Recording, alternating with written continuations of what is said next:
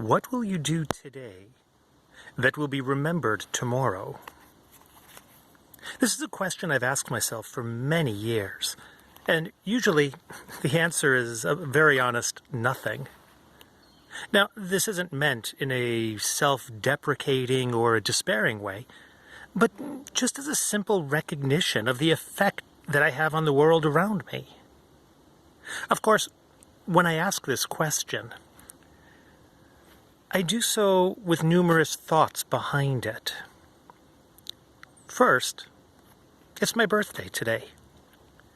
So every year on my birthday, I make sure to take the time to be alone for a little while and contemplate this question. Baha'u'llah in the Hidden Words says, "Bring thyself to account each day," and I do that. But also, every year, I look back on my birthday over the previous year, and I look ahead at the next year. It's kind of like a reflection meeting for my soul, no matter how that's spelled. Soul, S-O-U-L, or S-O-L-E.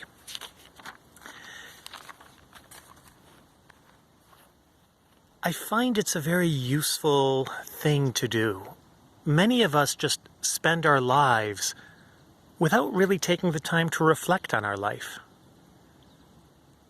I like to look back and look ahead and think about what I've done and what I'd like to be doing. The second thought that comes to my mind when I think of this question is the fear of God. Now, some people say that the fear of God is the loss of God's love, or the fear of the loss of God's love, but I can't ascribe to that line of guilt.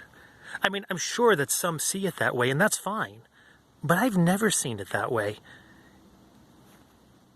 I've never seen anywhere in the writings where it talks about the fear of the loss of the love of God. So it's a personal interpretation that I don't ascribe to. And that's all right. I'm not going to say to anybody else that they're wrong for believing that. They're not. It's their interpretation. And you may notice when I do these videos, I'm often very careful to define the difference between what the writings say and how I interpret them. So, to me, the fear of God is something quite different than the fear of the loss of the love of God. You see, first, in most every sacred book, you will find the phrase that the fear of God is the beginning of wisdom. And I've really thought about that a lot, tried to understand why that would be, how that would be. To begin, I looked up the word fear. And a lot of people confuse the word fear with terror. Fear is often described in the dictionary as a mild discomfort, whereas terror is a paralyzing fear. So what does that mean? The discomfort of God, the mild discomfort of God, is the beginning of wisdom. Well, this is something I think about a lot when I ask myself that question: what will I do today that will be remembered tomorrow? You may notice that I'm here in the woods today. It's quite beautiful, very peaceful, very pleasant. And you know, when I sit in the woods, I'm often reminded of just how insignificant I really am. I mean, I can picture myself sitting here on this bench. I can picture myself sitting on the bench in the woods. But when I try to imagine myself sitting here on this bench and I picture all of British Columbia, well, honestly, I can no longer see myself. I'm so tiny. And when I try to imagine myself sitting here on this bench in the woods in Canada, there's no way that I could actually picture myself at the same moment. And when I try to imagine myself sitting here in relation to the planet Earth, totally gone. Forget it. Not a chance. I'm a speck of dust. I can't even begin to see myself in relation to the planet.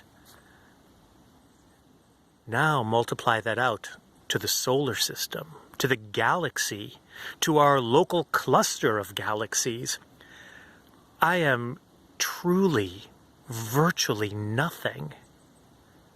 And honestly, that realization makes me a little uncomfortable.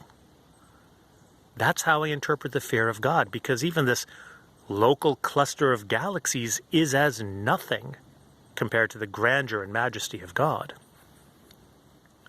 In relation to the question, what will I do today that will be remembered tomorrow? Again, I'm faced with the same problem. When I look back over the last year, there's probably only a dozen things that I've done that I remember. So the odds are really, they're just not all that good that I will remember, that I will do something today that will be remembered tomorrow. They're pretty low. Now I have to ask myself, what will be remembered next year? Or in 5 years? Or in 10 years? And again, the answer is virtually nothing. But now multiply that out. What about 100 years, 1,000 years? Is there anything that I could possibly do that will be remembered at the end of the Baha'i cycle? And the answer is no. There's nothing that I could possibly do that will be remembered in 500,000 years. And honestly, even 1,000,000 years is truly insignificant in terms of God. So this is all, as you can imagine, very humbling. And it makes me uncomfortable. Because I then have to ask myself, why am I doing anything? It all comes back to that basic question. What will I do today that will be remembered tomorrow? And while I believe the answer to be nothing, I also believe that the answer is everything. Because everything that we do ripples outward. I'm making a video today that will probably be seen by a few dozen people, if that. But maybe, just maybe, one of these questions, one of these thoughts will spark something in somebody else, and they will share it, and that will spark a thought in somebody else, and that will be shared, and so on and so forth. These ideas are not just mine. They're ideas that I have carried forward from other people in my past, and those ripples are echoing outward today, tomorrow, next year, and in 1,000 years. So while I believe that there's nothing that I will do that will be remembered by anybody else tomorrow,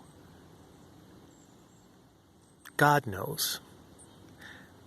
We do not see the effect of the ripples of our life, but the next world does. And these are the things that we are called upon to do.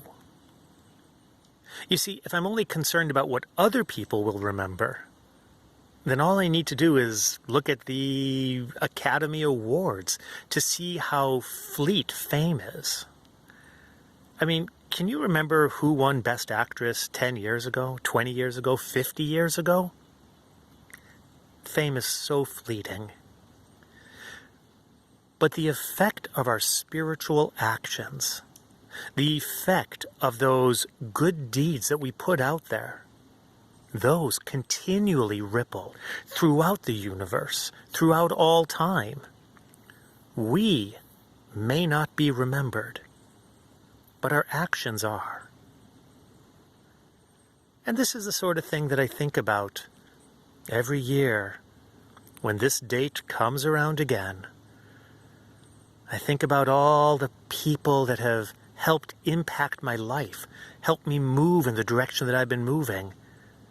The gratitude that I feel for so many of them. And I hope, I pray to be able to put just a little bit of that forward.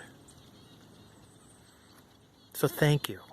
Thank you for sharing this birthday joy with me, because honestly, if I merely look at this physical world, I would be so depressed every year on this day.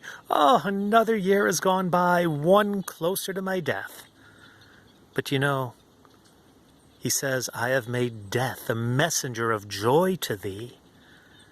And I think one of those sources of joy is being able to see the effect of those ripples. So thank you for sharing these rippling times with me. I really do appreciate it. We'll talk again soon.